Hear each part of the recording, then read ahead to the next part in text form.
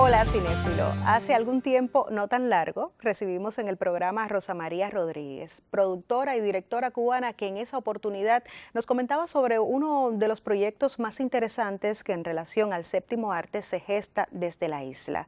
Por supuesto que me refiero a la Burbuja Lab, primer laboratorio de mujeres cineastas de Centroamérica y el Caribe que se ha formado gracias al esfuerzo de Rosa María y de su equipo de Gato Rosa Films. Con el apoyo de esta residencia artística inició su recorrido El ombligo de los limbos, ópera prima de una joven cineasta cubana, estudiante aún de nuestra Universidad de las Artes, quien también se ha presentado en la más reciente edición del Festival Internacional de Cine Pobre de Jibara con el documental La Voz de Atabey. Te invito a conocer mejor a esta joven en el segmento de entrevista y recuerda que luego estará Joel del Río con su habitual comentario de crítica cinematográfica sobre una película de estreno.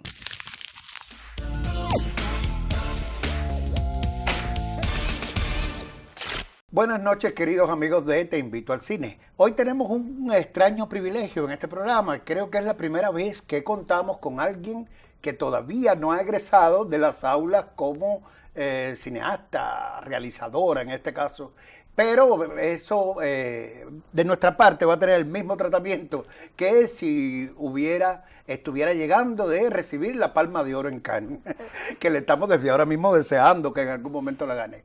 Tenemos aquí en este programa a Venus de la Torre. Muchas gracias por la invitación.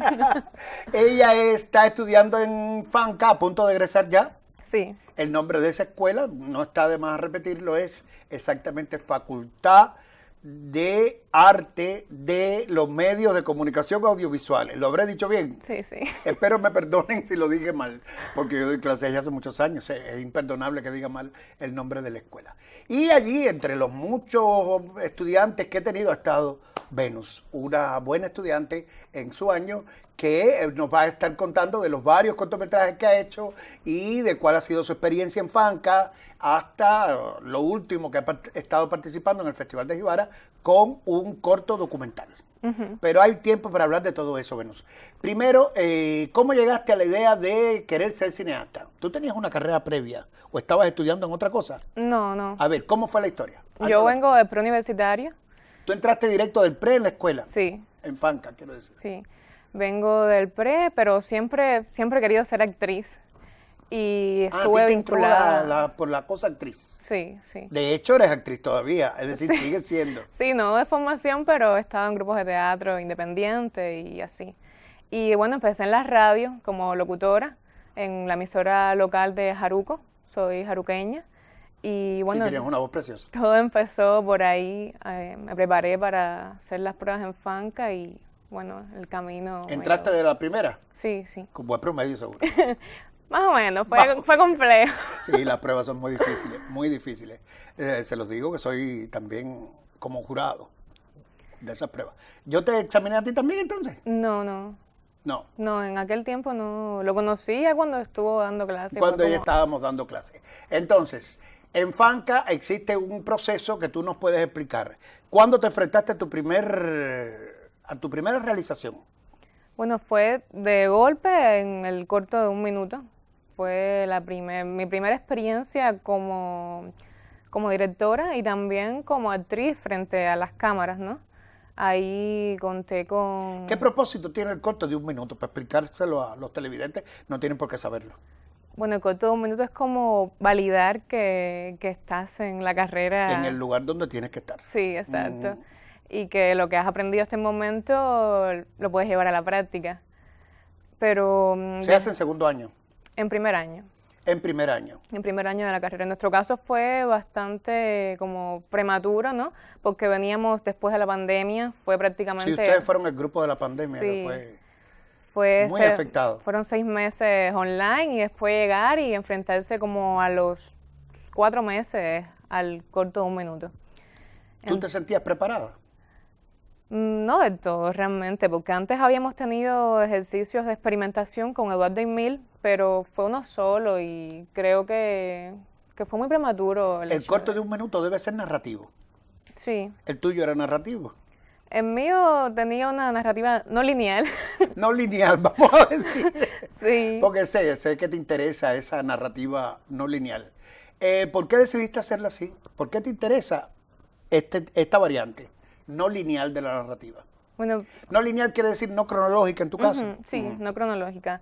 Quería experimentar desde la metáfora visual, más bien es la experimentación que me interesa. Y ese corto de 1 minuto era inspirado, ¿no?, en el poema homónimo El Pacto de Ángel Escobar, así se llama el corto. Y bueno, Un gran poeta cubano, Ángel Escobar. sí. Y quería como explorar la represión del deseo sexual desde una perspectiva freudiana. Y, Complicado poner eso en un corto, ¿no? exacto, dado el corto tiempo, con las reglas que tenías que enfrentar, a las que tenías que enfrentarte por 1 minuto. No, un tema tan enorme como la represión del deseo sexual. Sí. Te entendí bien, en 1 minuto, imagínate tú. Exacto. Cuando hay vidas enteras que discurren por esos caminos. Pero la Sí. represión del deseo sexual. ¿Y cómo fue para ti la experiencia de actuar y dirigir? Bueno, la llevé bastante bien, o sea, fue mi primer desnudo también delante de las cámaras y también a nivel espiritual, ¿no? Como director, entregarme por completo desde ese momento, quería como hacerlo y conté con el apoyo y la fuerza, ¿no?, de Molina, quien me dio como esa especie de confianza en que sí, ¿por qué no? Tú puedes Qué actuar. maravilla que encontraste un buen tutor, además. Y puedes Uno de los dirigir. autores que más atención le ha dedicado al cine con desnudos, eróticos y similares. Que todo eso despierta una cierta sonrisa en algunos espectadores, yo no sé por qué, y una cierta suspicacia. ¿Tú has sido víctima de algo de eso? No, por fortuna no lo he sido. Qué bien, qué bien, qué bien. Me alegro mucho por ti. Aunque sí, el corto estuvo en YouTube y bueno, sí decidí que lo retiraran de ahí, de la facultad lo retirara, porque bueno, también estuvo como censurado en otras muestras y por eso no quería que si estaba en YouTube y no me lo dejaban poner en otros lugares, porque Claro. había un desnudo, entonces pues lo retiramos de YouTube entonces. Para ver si podía entrar en más cosas, ¿no? Sí, ¿Y quedaste satisfecha con el resultado? ¿Cómo se llamaba el corto? El Pacto. El Pacto, ¿verdad que lo dijiste? Sí. ¿Y quedaste satisfecha en general? Bueno, fue mi primera experiencia dirigiendo a Molina, que también fue mi actor. ¿Era tu pareja? Sí, sí. Era la historia entre un alumno entre una alumna y un profesor. Y bueno, ¿Quién seduce a quién? era entre los dos ahí, Pues yo no lo he visto, había una dualidad. desgraciadamente. Había una dualidad, Sí. como suele ser en temas de seducción. No, no hay nadie que seduzca por completo a otro. Exacto. El otro también te seduce a ti o la otra. Y entonces eso fue el pacto. ¿Tu próximo ejercicio cuál fue? Era el de 3 minutos, que hizo un corte para la facultad de 3 minutos y bueno, otro para mí, y para expandir un poco la narrativa, que se Sí, me porque quedó ya 3 corta. minutos se te quedó muy corto. Y lo saqué en 15, que se llama El ombligo de los limbos. Ay, Y- sí, ese título lindo que he visto por ahí. Sí, porque ese estuvo en fondos, aplicando Sí, fondos. o sea, El ombligo de los limbos en esa versión de cortometraje fue lo que ese primer germen para yo crear la historia que va a ser mi ópera prima, en la que estoy en desarrollo ahora. Ah, esa es la que está en desarrollo. Sí, Es a partir de este corto de 3 minutos que lo vas a expandir a largo. sí, no del todo sale de ese corto, pero sí Una parte. una parte. Una parte, sí, porque esas operaciones de estiramiento Sí, no sí. siempre salen bien. Tienes que Es hacer otra un película. primer germen, pero sale de ahí ese primer Una estímulo. parte de sí. eso. El ombligo de los limbos, me encanta eso. ¿Tiene que ver con el erotismo y el sexo también? Sí, sí, en parte. Una pequeña sinopsis que puedas adelantar. Bueno, del corto que entregué para la Fanca o de lo que Desde la estoy fanca, vamos por presentando? orden. El de la fanca. Sobre el largo hablaremos después. Bueno, el de la Fanca mantiene como unos pequeños guiños al horror psicológico, porque es la relación incestuosa entre dos hermanas, y a partir de ahí sale ese fruto, de esa relación, un engendro, y este engendro, ¿Te bueno, asesoró Molina también? no, en este no, te no pregunto, estuvo Molina. nada más por saber, porque él también se mueve en esos géneros del horror psicológico. y Sí, tal. aquí quería como plasmar, ¿no?, muchas de mis obsesiones, que fue como de pronto todo en un mismo corto. Por eso me di cuenta que Sí, porque era tienes que aprovechar las demasiado oportunidades. corto. Te quedó como recargado, ¿te parece? Muy recargado, muy recargado. Por eso, o sea, está ahí guardado, le tengo mucho cariño, pero de ahí estoy sacando todo, bastante material, ¿no? Y siéndole Para fiel a mis desarrollarlo otras otra, obsesiones para con más mi ópera tiempo. prima. Sí, exacto. ¿Y qué pasó qué te dijeron los evaluadores con ese corto de 3 minutos? Se llamaba El ombligo de los limbos también aquel, ¿no? Sí. Sí. ¿Qué pasó? Bueno, fue complejo porque para empezar lo veían como un teaser y no como un corto porque, bueno, realmente mi narrativa era de Claro. 15 minutos. Claro. Pero es una de las cosas con la que no estoy de acuerdo con la facultad, porque sí, bueno, el ejercicio debe ser de 3 minutos, pero si el estudiante puede llegar o quiere, necesita hacerlo para probar si le salió bien, pues bien, y si no, pues también déjalo ser, ¿no? El corto... Sí, pero también no quiero ser abogado del diablo, pero recordar que cuando tú salgas ya no estés bajo la sombrilla de la escuela, te van a decir, tienes tanto tiempo. También. Y it's not negotiable. Es Exactamente. decir, no lo vas a poder negociar, así que hay que aprender a trabajar con un tiempo.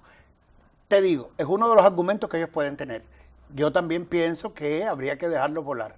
Lo que claro, hay vuelos y vuelos. Sí, sí. Y a veces no hay recursos para que los estudiantes vuelen. También, totalmente. Eso fue con Yo sé que tú lo ayuda de entiendes, otras por eso es que lo estamos productoras, conversando. de otras productoras independientes, de prestaciones, para decirlo de algún modo, porque Guajiro Film, que prestaron algún que otro lente, la ayuda de otros estudiantes de otros años y así. Y bueno, los profesores no lo recibieron muy bien porque, bueno, lo veían como que estaba demasiado sobrecargado y como que yo pretendía hacer algo... Pero no porque fuera provocativo, no era ese el problema. Sí, en algún También, momento uno que otro. tal vez los profesores no están libres de prejuicios, son seres humanos. Sí, como que yo no, o sea, que lo que estaba haciendo era al estilo Cronenberg y que yo no era Cronenberg. Bueno, Cronenberg también empezó a lo mejor por un Sí. corto de 3 minutos, que seguro que le dijeron que era demasiado barroco. Lo cual no quiere decir que tú vayas a tener la carrera de Cronenberg, ojalá. Ojalá. No estaría mal. Por cierto, esas son tus influencias. Molina en Cuba, Cronenberg en el extranjero, ¿quiénes más? Valerian Borowski también, David Lynch es mi mayor referente. Maya Deren. Imagínate tú qué duro que le digan a una admiradora de David Lynch que esto no tiene narración convencional. Claro que no. Si yo admiro a David Lynch, que se especializa en contar de una manera complicada, por decirlo de alguna manera. Sí. Ajá. Entonces, ese fue el otro corto. ¿Y después qué vino? Después mi documental. Que se llama ¿cómo? La voz de Atabey. La voz de Atabey. En La voz de Atabey, que quise, ¿no?, como unir dos universos, el mundo taíno, la cosmogonía taína con sus leyendas que nos circunda todo el tiempo y nos pertenece, porque lo taíno es Aunque ha nuestro. estado tan poco en el audiovisual, Sí, desgraciadamente. desgraciadamente. Y- Como si no fuera parte de nuestra identidad y de nuestra nación. Y unir esto con... ¿Y cuál es la historia, la voz de Atabey? Bueno, va de unir estas leyendas taínas Ajá. al camino de sacrificio de Lemay Gutiérrez Álvarez, que es el único subcampeón mundial que tiene Cuba en apnea, dinámica con aleta, mi padre. ¿Es tu padre? Sí. Wow. Y bueno, de cierto modo fue mi forma de acercarme a entender su espiritualidad y a entender la musa de su vocación, que constantemente lo expone a peligro porque la apnea es un Claro, deporte claro. de alto riesgo, Es de alto totalmente. riesgo, es tremendo. Se hizo una película muy bonita sobre eso, El Gran Azul. El Gran ¿no? Azul. El Gran Azul. Sí. Porque, claro, está espectacularizado, pero eso es deporte muy complicado. ¿Y de dónde sale la idea de vincular eso con lo taíno, hija mía? Bueno, ¿Te encantan los proyectos bizarros, diría Molina? es extraña la asociación, pero bueno, es más, ahora que te comente vas a entender por qué. Mi papá nació en Jaruco, yo también, se ha mantenido toda su vida en Jaruco, no se va de su tierra. Y donde él empezó a acercarse a las aguas fue en el río de Jaruco. En el río de Jaruco existe, se descubrió Pasa por el pueblo. Yo he estado en Jaruco, pero no recuerdo. asentamiento aborigen en ese También, río. sí. Y bueno, por ahí partió todo y además que mi papá no tiene como una fe religiosa definida, pues entonces lo llevé por lo que tenemos desde lo más profundo de nuestra raíz, ¿no? Y es eso, Ese cierto lo taíno. animismo, vamos a decirlo, Sí. o ese panteísmo, es decir, Dios está en la naturaleza, cualquier manifestación de Dios que se entienda. Y lo llevé Está muy bien. por esa parte de la madre de las aguas. Yo quiero verlo ya. La voz de Atabey suena muy bonito y evocador. Y aquí también, ¿tú crees que también hayas tenido el problema, le pongo comillas, del barroquismo? Bueno, aquí me sentí bastante cómoda con el tiempo, porque, bueno, a pesar de que eran 15 minutos, la facultad entendió, la profesora que estaba asesorando también, y lo dejé en 29 minutos. Y me sentí bastante cómoda, y bueno, hubo donde no me siento tan bien es porque fue un documental hecho de 2 personas, no conté como con un equipo muy grande, yo asumí grabar el sonido directo, asumí la fotografía también. El guión, por supuesto. Sí, y bueno, con otra Que los persona. documentales sí llevan guión. Sí, Sí, sí, no, es como. no es cualquier cosa ahí que pase. Sí. ¿Y la edición quién te la hizo? Bueno, una persona que estudia artes visuales.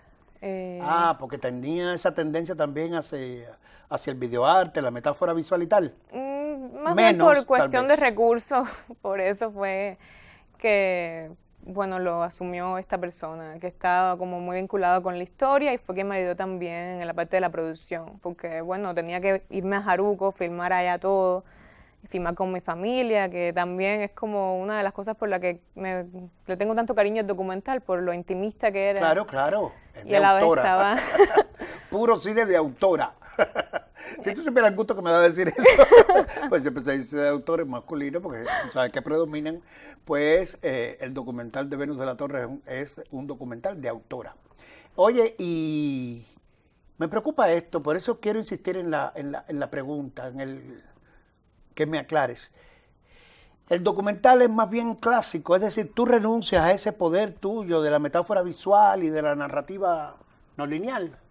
Aquí tiene sus cosas expositivas, no, es en voz en off. La voz en off es la que te va conduciendo todo el tiempo por...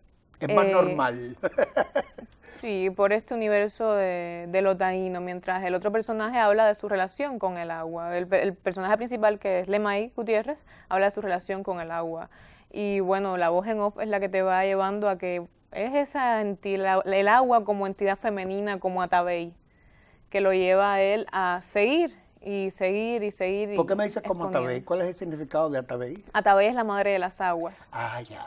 No, porque Sí, no me dio tiempo como no me he documentado respecto mucho. Así que cuando uno no sabe, pregunta Claro.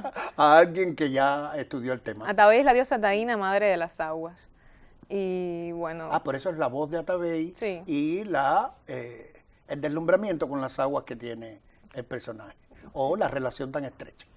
Pues está muy bien. ¿Y qué pasó? ¿Cuál es el que mandaste a Jibara? ¿Fue este mismo? fue este documental. Fue el que concursó en Jibara. Mi Y- primera vez en un festival internacional. No me lo esperaba realmente Sí, y porque de todos los que se agradecida. producen en la escuela, tú fuiste la única seleccionada, creo, ¿no? No, también Exento, un documental de Otoniel Morales, El de Otoniel también fue que es seleccionado. su proyecto de tesis ahora también. ¿Y el tuyo? ¿Cuál es? De tercer año, el documental ejercicio de Sí, tesis. claro, sí. ¿Pero qué vas a hacer en la tesis? Mi proyecto de tesis es la dirección de actores. Y ya estamos terminando. Para tu calma. A ver, dime. Es de dirección de actores, un laboratorio con la voz desde el cine experimental expandido. El proyecto se llama Almacig y Como te gusta la complicación, ¿ves?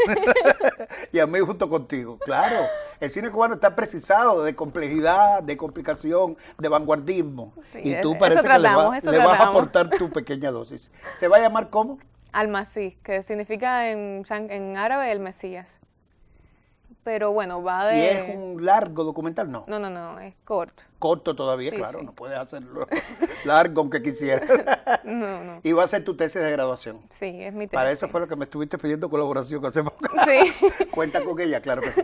En lo que sea.